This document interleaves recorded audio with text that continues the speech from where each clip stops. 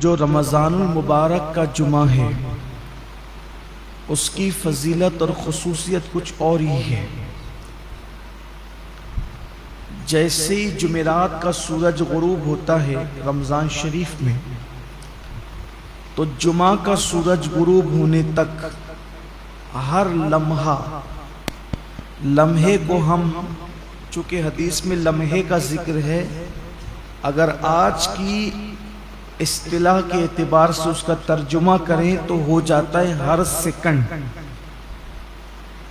تو ہر لمحے میں 70,000 ایسے جہنمیوں کو اللہ جہنم سے آزاد کرتا ہے جن کے لیے جہنم کا عذاب لازم ہو چکا ہو، اپنے کرم سے وہ یوں ہی آزاد کرتا ہے، اور یہ سلسلہ پوری رات چلتا رہتا ہے، ہر لمحہ 70,000 پھر اس کے بعد دن میں بھی یہی سلسلہ، حتیٰ کہ جو جمعۃ المبارکہ کی آخری ساعت غروب آفتاب کے وقت آتی ہے، تو وہ جو سورج غروب ہونے سے لے کر اب سورج غروب ہونے تک جتنے لمحات میں 70,000 بخشے گئے تھے، ان سب کی تعداد کے برابر اس آخری گھڑی میں اتنے ہی لوگوں کو بخشا جاتا ہے۔ یہ ہے جمعہ کا رمضان المبارک، رمضان المبارک کا جمعۃ المبارک، ماہ رمضان کے جمعۃ المبارکہ کی شان یہ ہے۔ اب آپ اندازہ کریں کہ ہم کتنے قیمتی لمحات میں ہیں، اور یہ لمحات کتنے قیمتی ہے، اس لیے اس کو غنیمت جاننا چاہیے، اس کا احترام کرنا چاہیے، اس کی تعظیم کرنا چاہیے۔ اللہ قرآن مقدس میں ارشاد فرماتا ہے وَمَن يُعَظِّمْ شَعَائِرَ اللَّهِ فَإِنَّهَا مِن تَقْوَى الْقُلُوبِ، کہ جو اللہ کی نشانیوں کی تعظیم کرتے ہیں تو یہ دلوں کے تقوی کی وجہ سے، یعنی جن کے دلوں کو اللہ نے تقوی کے لیے چن لیا ہے، وہ اللہ کی نشانیوں کی تعظیم کرتے ہیں۔ اللہ کی نشانیوں کی تعظیم کا مطلب کیا؟ پہلے اللہ کی نشانی کیا؟ جیسے قربانی کے جانور، یہ اللہ کی نشانی، کعبۃ اللہ شریف اللہ کی نشانی ہے، صفا مروہ اللہ کی نشانی ہے، اولیاء اللہ کے مزارات اللہ کی نشانی ہے، اولیاء اللہ کا وجود اللہ کی نشانی ہے۔ اسی طرح ماہ رمضان شریف اللہ کی نشانی ہے۔ اللہ کی نشانی کا مطلب دیکھو، نشانی اس کو کہتے ہیں جس کو دیکھ کر اصل یاد آئے، جس کو دیکھ کر ہم کہتے ہیں یہ فلاں کی نشانی، یہ فلاں، یعنی جب میں یہ دیکھتا ہوں تو وہ یاد آتا ہے۔ جیسے کسی نے مجھے انگوٹھی دی تو یہ انگوٹھی فلاں کی نشانی، کہ میں انگوٹھی دیکھتا ہوں تو دینے والا یاد آتا ہے۔ تو جن جن چیزوں کو دیکھنے سے خدا یاد آتا ہے وہ اللہ کی نشانی ہے، اور جو اللہ کی نشانیوں کی تعظیم کرے، احترام کرے، تو یہ اس کے دل میں تقوی ہے، اللہ کا ڈر ہے، وہ اس کے دل میں پرہیزگاری ہے، اس بنیاد پر وہ اللہ کی نشانیوں کی تعظیم کرتا ہے۔ تو اب رمضان المبارک کا احترام وہی دل کر سکتے ہیں، وہی قلوب کر سکتے ہیں جس دل کے اندر تقوی موجود ہے، پرہیزگاری موجود ہے، اللہ رب العزت کا خوف موجود ہے۔ انہی لوگوں کو اللہ توفیق دیتا ہے نشانیوں کے احترام کی اور نشانیوں کی تعظیم کی۔ اب ہم دیکھیں کہ کیا ہمارے دل کے اندر اللہ کی نشانیوں کی تعظیم ہے؟ ہر نشانی کی تعظیم الگ الگ ہے۔ تب رمضان شریف کی تعظیم کیسے کریں گے؟ جیسے اگر کسی ولی کو دیکھیں، کسی اللہ والے کو دیکھیں، تو اس کی تعظیم یہ کہ ہم اٹھ کے کھڑے ہو جائیں، اس کے ہاتھوں میں ہاتھ دے دیں، زیادہ سے زیادہ تعظیم یہ کہ اس کی دست و بوسی کریں، اس سے دعائیں لیں۔ لیکن کیا رمضان شریف کے لیے ہم کیسے اٹھ کے کھڑے ہوں؟ یہ دکھنے والی چیز تو ہے نہیں، اس کے ہاتھ تو ہے نہیں کہ ہم اس کے ہاتھ چوم لیں۔ تو اس کی تعظیم کا مطلب کیا ہے؟ تو سب کی تعظیم جدا جدا ہے۔ اللہ کے حرم کی تعظیم یہ ہے کہ جب حرم میں داخل ہو جاؤ تو جن چیزوں سے اللہ نے منع کیا ان چیزوں سے رک جاؤ۔ تو ایسے ہی رمضان المبارک کی تعظیم یہ ہے کہ اس کے روزے رکھے جائیں، اس میں تراویح پڑھی جائے، اور اس میں اپنے آپ کو ظاہری اور باطنی گناہوں سے بچایا جائے، یہ اس کی تعظیم ہے۔ کیا واقعی ایسا ہو رہا ہے؟ اللہ کا شکر ہے کہ ہمارے گنبد و مینار کے شہر مالیگاؤں میں ایک بڑی تعداد میں لوگ روزہ رکھتے ہیں، حتیٰ کہ ہمارے یہاں چھوٹے چھوٹے بچوں کو بھی اللہ نے یہ توفیق بخشی کہ چھوٹے بچے بھی روزہ رکھتے ہیں۔ خواتین اس میں مردوں سے کچھ آگے ہے روزے کے معاملات کے اندر، لیکن کہیں نہ کہیں اب بھی کمی ہے۔ اب بھی ایک بہت بڑی تعداد ہے جو روزہ نہیں رکھتی، روزہ رکھنے سے محروم ہے، اور وہ ان نوجوانوں کی تعداد ہے جو اس وقت محنت مزدوری کرتے ہیں، مارکیٹ میں بیٹھتے ہیں، لوم چلاتے ہیں، کاروبار کرتے ہیں، اور ان کا عذر یہ کہ دھوپ بہت ہے، تمازت بہت ہے، شدت بہت ہے۔ واقعی موسم تو گرم ہے،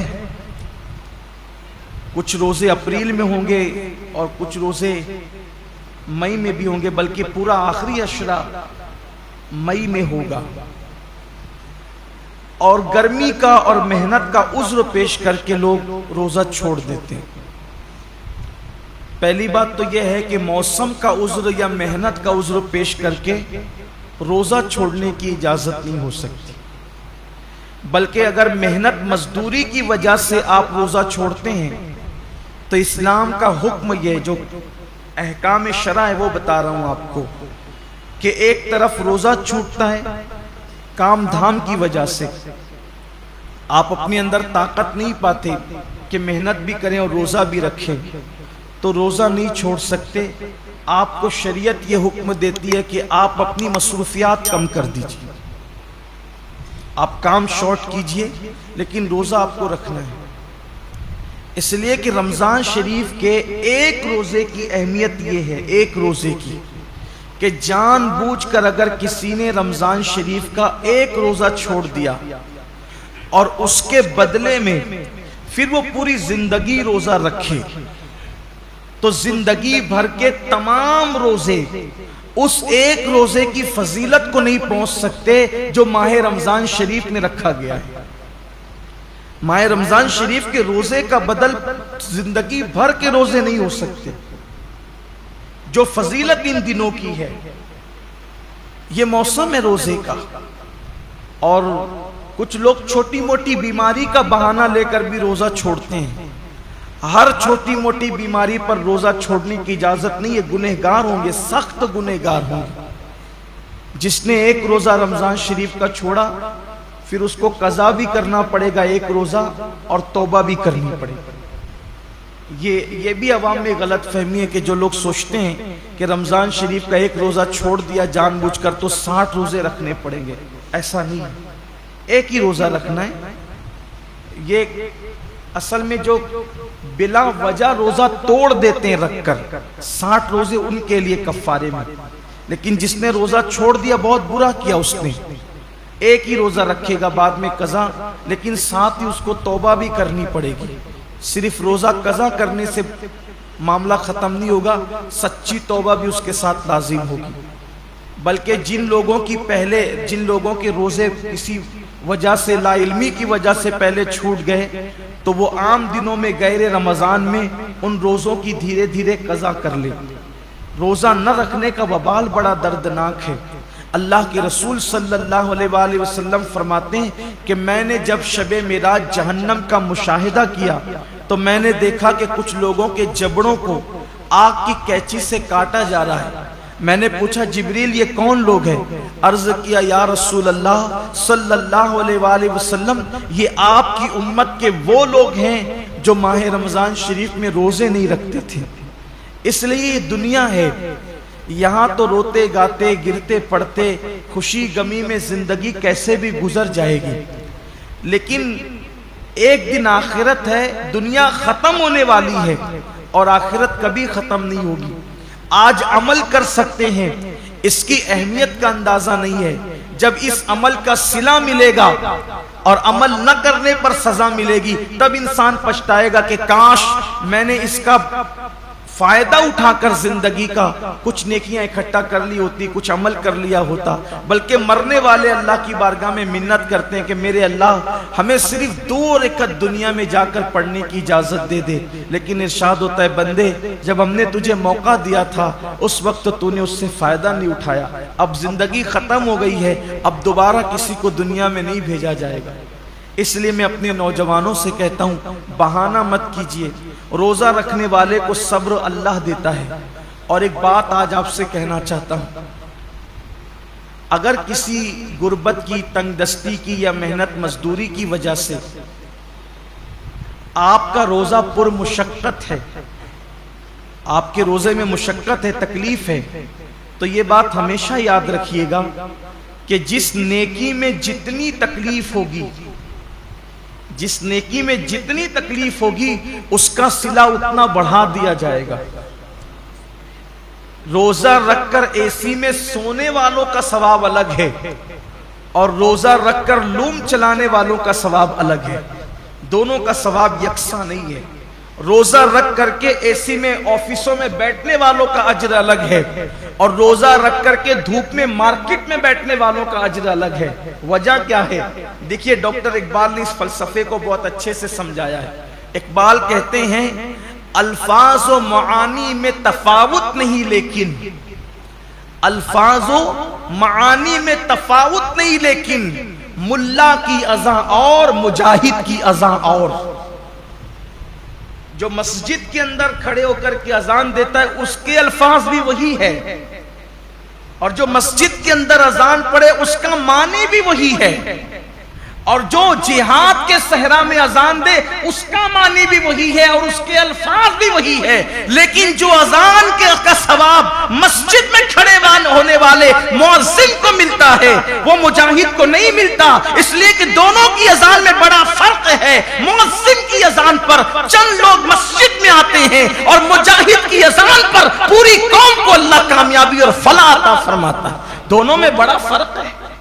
اس لیے کہ یہ اذان پنکھوں کے سائے میں ہے، یہ اذان چھت کے سائے میں ہے، یہ اذان راحتوں میں ہے، اور وہ اذان مشقتوں اور تلواروں کے سائے میں، دونوں میں فرق ہے۔ تو اسی طریقے سے اقبال کی فکر سے روشنی لے کر کہہ رہا ہوں، اور حدیث پاک کہ جس نیکی میں جتنی مشقت اور تکلیف ہوگی اس کا صلہ اتنا بڑھا دیا جائے گا۔ تو لوم چلانے والے مزدور کبھی غمگین نہ ہوں کہ کیسے کریں، ہمت سے کام لیجیے، جہنم مت خریدیے، جہنم کی کا عذاب مت خریدیے۔ اگر اللہ کی مرضی کسی کو مزدور بنایا، کسی کو سیٹ بنایا، لیکن آپ کو کام ہمت سے لینا ہے، اللہ اس کا صلہ بہت بڑھا دے گا، اللہ اس کا اجر بہت بڑھا دے گا۔ اور پھر کاش کہ ایسا ہوتا کہ اس سنت کو زندہ کیا جاتا کہ اللہ کے رسول علیہ السلام جب رمضان شریف آتا تھا تو خطبہ دیتے تھے اور فرماتے تھے لوگوں جو تمہارے مزدور ہیں رمضان شریف میں ان کی مزدوری کچھ کم کر دو، یعنی ان مزدوروں کا کام کچھ کم، ان کو صلہ تو پورا دو، مزدوری پوری دو، لیکن ان کا کام کچھ کم کر دو، جیسے دوپہر میں ان کو سونے کا موقع دے دو۔ اب یہاں تو سیٹھوں کا حال یہ ہے کہ اگر مزدور نماز پڑھنے رمضان شریف میں بھی جائے تو ان کے ماتھے پہ شکن آتا ہے۔ یہ لوگ کہتے ہیں نا کہ حالانکہ سارے سیٹ ایسے نہیں ہیں، کچھ اگر سیٹ لوگ یہاں ہیں تو وہ برا نہیں مانے، مجھے تو لوگوں نے یہاں تک کیا کے بتایا کہ ایک سیٹ صاحب حافظ قرآن ہے، مجھے لوگوں نے نام کے ساتھ بتایا، میں نام نہیں لوں گا کیونکہ میں اللہ کے گھر میں واعظ و نصیحت کرنے کھڑا ہوا، غیبت کرنے کھڑا نہیں ہوا۔ کہا وہ حافظ قرآن ہے، وہ خود نماز میں گئے اور جب مزدور نماز پڑھ کر کے آئے تو انہوں نے کہا کہ اب جا تو نماز ہی پڑھتے رہے، یہاں سے نکل جا۔ یہ صورتحال ہے۔ پھر جس قوم کا حال یہ ہو کہ وہ اس قدر گندی سوچ کی حامل ہو جائے کہ وہ اپنے مزدور کو نماز پڑھنے تک جانے نہ دے، پھر ان کے کاروبار تباہ نہیں ہوں گے تو اور کیا ہوں گے؟ ان کے کاروبار کی ملائی دوسرے لوگ نہیں کھائیں گے تو کیا کریں گے؟ کل اور آج کے کاروبار میں کچھ فرق محسوس کرتے ہیں آپ؟ کل کی برکتوں میں اور آج کی برکتوں میں آپ کچھ فرق محسوس کرتے ہیں؟ کل بھی ہمارے باپ داداؤں نے کاروبار سنبھالا اور آج بھی ہماری نئی نسل سنبھال رہی. فرق یہ ہے کہ وہاں جب دین کا معاملہ آتا تھا تو وہ اپنے آپ کو سرنڈر کر دیتے تھے. قدرت نے انہیں برکتوں سے نوازا تھا. آج بہت کاروبار بڑھا لیا گیا ہے لیکن پھر بھی ہائے ہائے کیا جا رہا ہے. برکتیں اٹھ گئی ہے. وجہ یہ کہ دین سے دوری ہے, مذہب سے دوری. اور انسان جب دین سے دور ہوگا تب تک وہ روئے گا, تب تک وہ پچھتائے گا, تب تک ناکامی اس کے گلے کا ہار بنے گی. تو آئیے, اللہ رب العزت نے اتنا خوبصورت سا مہینہ ہمیں دیا ہے, اس لیے میری گزارش ہے کہ اس مبارک مہینے میں پہلے تو روزوں کا اہتمام کریں. اور جن کو چھوٹی موٹی بیماریاں ان سے بھی کہتا ہوں, بیماری کا بہانہ لے کے سر درد ہے, بخار آ گیا ہے, کورونا ہو گیا ہے, ان چیزوں کو لے کر کے آپ روزہ نہ چھوڑیں. اس لیے کہ وہ اور بیماریاں ہیں اور اس حد تک بیماری ہے جس کو بہت سیریس میٹر کہتے ہیں, وہاں روزہ چھوڑنے کی اجازت ہے کہ جب آدمی رکھ ہی نہیں سکتا, بیماری بڑھ جانے کا یقین ہو, مر جائے گا, بیماری بڑھ جائے گی, تکلیف بڑھ جائے گی. جب کوئی مسلمان پابند شرع, کوئی دین کی سمجھ رکھنے والا ڈاکٹر کہہ دے تو بات الگ ہے. اپنی مرضی سے فتویٰ دینا کہ میں نے روزہ نہیں رکھنا, میں بیمار ہوں, جبکہ اللہ کے رسول علیہ السلام کا فرمان ہے روزہ رکھو صحت مند ہو جاؤ.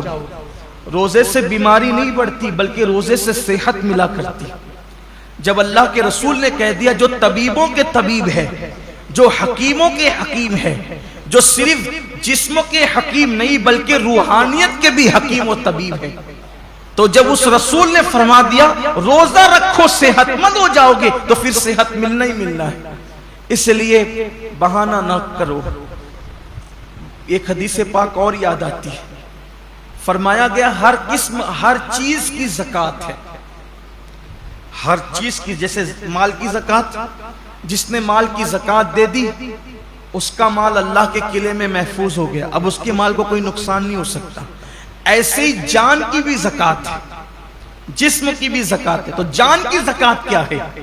میرے آقا علیہ السلام فرماتے ہیں روزہ یہ تمہاری جان کی زکوٰۃ ہے, تمہارے جسم کی زکوٰۃ. مطلب جو لوگ روزہ رکھ لیتے ہیں اب ان کی جان بھی اللہ محفوظ کر لیتا ہے, وہ مہلک بیماریوں سے, موذی بیماریوں سے محفوظ ہو جاتے ہیں. آپ دیکھیے اللہ کے اولیاء, آج جتنی کثرت سے بیماریاں ہیں پہلے نہیں تھی, اور جو بیماریاں آج ہیں وہ پہلے نہیں تھی. کیوں؟ اس دور میں لوگ صرف رمضان شریف کے روزے نہیں رکھتے تھے بلکہ مہینے میں 13, 14, 15 تاریخ کو بھی اکثر مسلمان روزہ رکھتے تھے. 3 روزے تو مہینے میں رکھتے ہی تھے مسلمان. پھر اس کے بعد جو اور دین سے قریب تھے وہ پیر اور جمعرات کے بھی روزے رکھتے تھے. پھر موقع بموقع عاشورہ کا روزہ, یہ روزہ, وہ روزہ, یعنی جو موقع آیا اس کے بہانے سے روزے رکھتے تھے. اس لیے یہ بیماریاں ان کو نہیں تھی جن بیماریوں میں ہم مبتلا ہیں. کیوں؟ کیونکہ وہ جسم کی زکوٰۃ نکالتے رہتے تھے, اور جب زکوٰۃ نکلتی رہے گی تو جسم محفوظ ہوتا رہے گا. ہم سمجھتے ہیں کہ کھانے سے طاقت ملتی, طاقت کھانے سے نہیں ملتی. کھانا تو ایک بہانہ ہے. فرمایا گیا کم کھانا یہ صحت انسان کو صحت مند کرتا ہے, کم غذا انسان کو صحت مند کرتی. ہم کھانے کے لیے پیدا نہیں ہوئے, کھانا ہمارے لیے پیدا ہوا. بزرگوں نے فرمایا جینے کے لیے کھایا کرو, کھانے کے لیے جیا مت کرو, اللہ کے لیے جیو.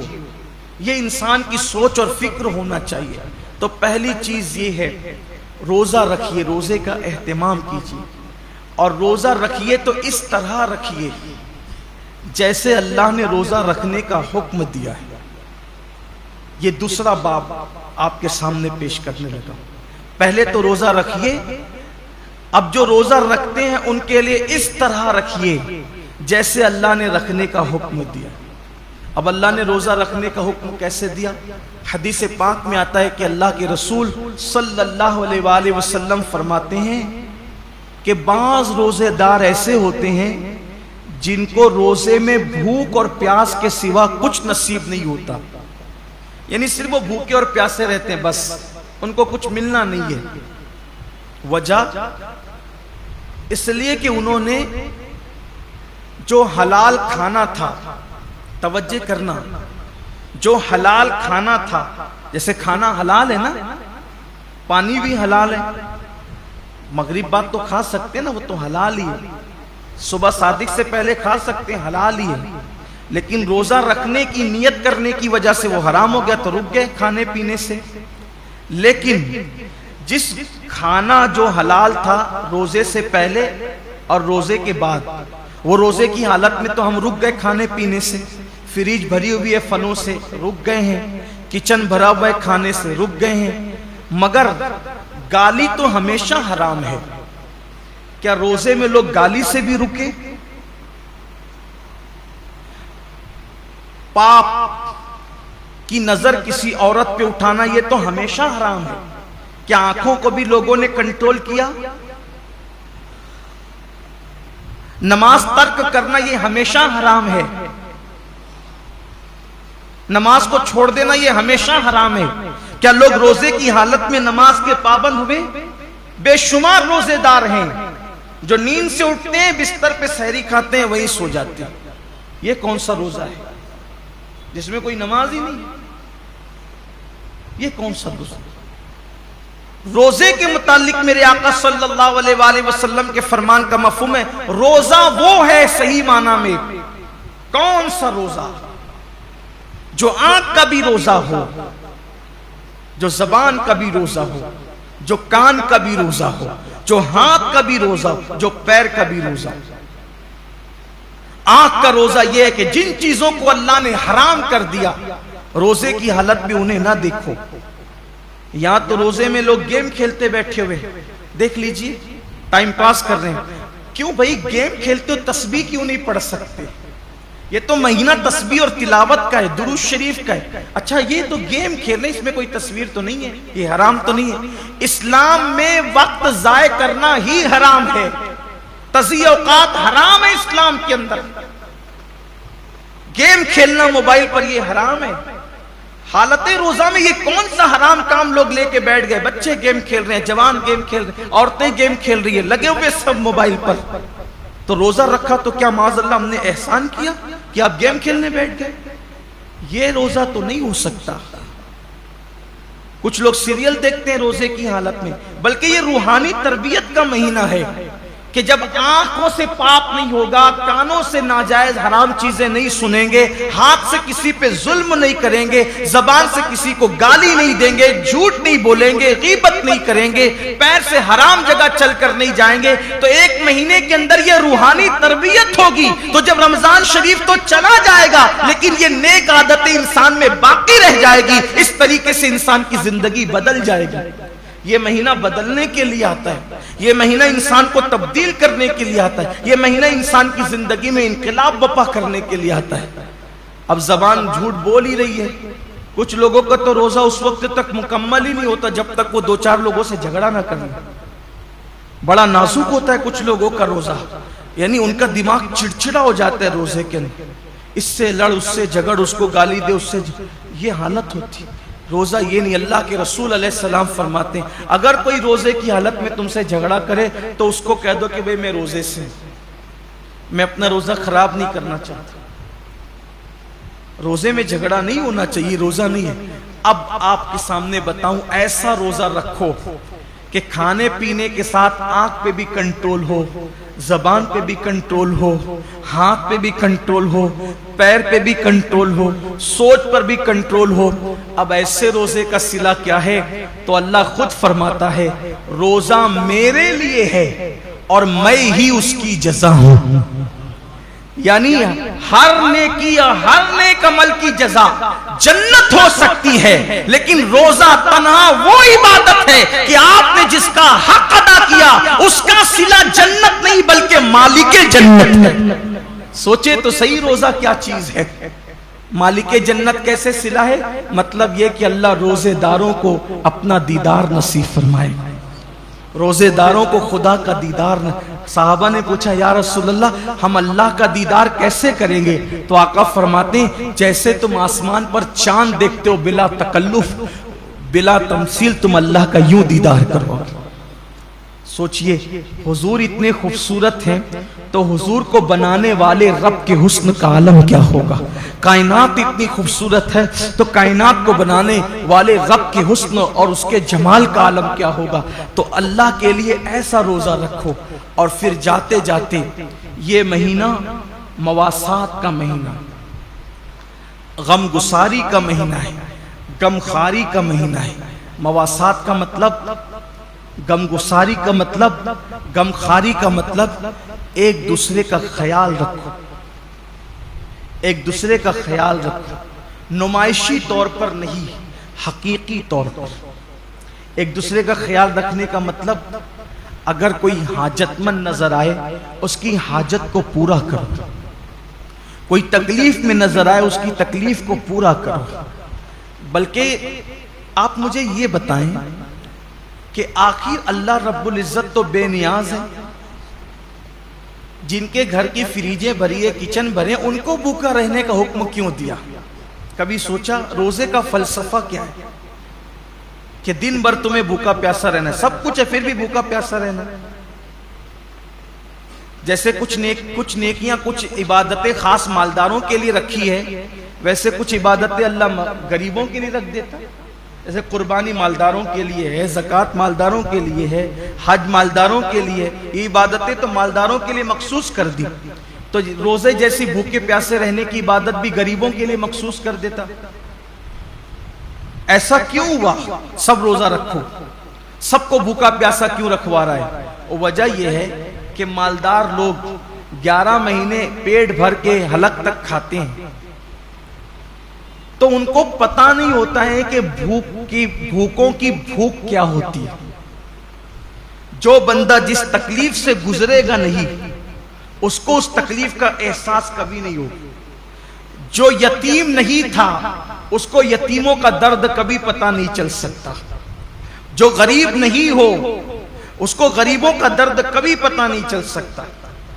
جو پیدائشی مالدار ہو ان کی فکر میں اور جو غریبی سے مالدار کی طرف آئے ہیں ان کی فکر میں زمین آسمان کا فرق ہے.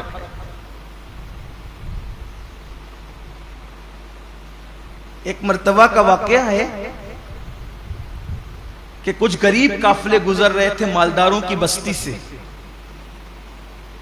کچھ غریبوں کے قافلے گزر رہے تھے مالداروں کی بستی سے، تو وہ نیچے کی پڑی ہوئی روٹیاں اٹھا کر کے کھا رہے تھے. تو مالداروں کے بچوں نے ان کو دیکھا تو اپنے باپ سے پوچھا کہ یہ لوگ نیچے کی روٹی پڑی ہوئی کیوں اٹھا کے کھاتے ہیں؟ تو باپ نے جواب دیا، بیٹے ان کو روٹی نہیں ملی اس لیے یہ روٹی اٹھا کے کھائے. تو کہا ابا ان کو روٹی نہیں ملے تو انہیں چاہیے تھا کہ یہ دکان سے کیک خرید لیتے. اب اس بچے کو کیا پتا کہ جنہیں روٹی نصیب نہیں وہ کیک کہاں سے خریدیں گے، لیکن اس کی سوچ کی چونکہ وہ مالدار گھر میں پیدا ہے. تو جو غربت، اسی لیے اللہ نے اپنے محبوب صلی اللہ علیہ وآلہ وسلم کو یتیم پیدا فرمایا.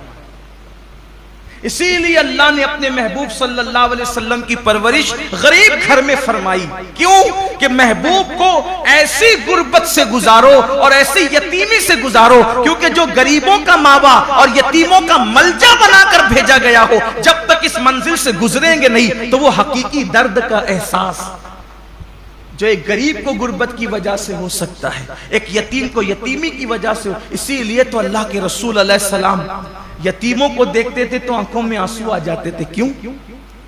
اس لیے کہ حضور خود یتیمی سے گزرے تھے، وہ در یتیم تھے.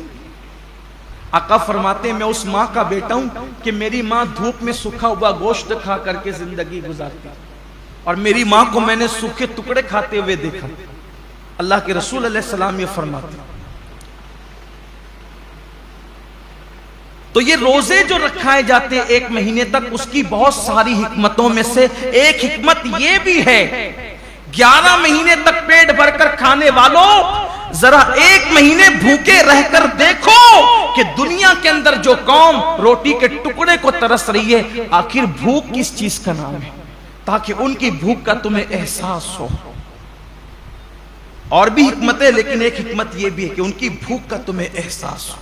تو یہ مہینہ مواسات کا مہینہ ہے، حاجتیں پوری کرنے کا مہینہ ہے، تکلیفیں پوری کرنے کا مہینہ ہے۔ اللہ کے رسول علیہ السلام کا فرمان ہے، حدیث پاک میں آتا ہے کہ جو ماہ رمضان شریف میں اپنے کسی مومن بھائی کی صرف ایک حاجت پوری کر دے، ایک حاجت، اللہ تعالیٰ اس کی 10 لاکھ حاجتوں کو پورا فرمائے گا اور اس کو گناہوں سے ایسے پاک کر دے گا جیسے وہ ابھی اپنی ماں کے پیٹ سے پیدا ہوا۔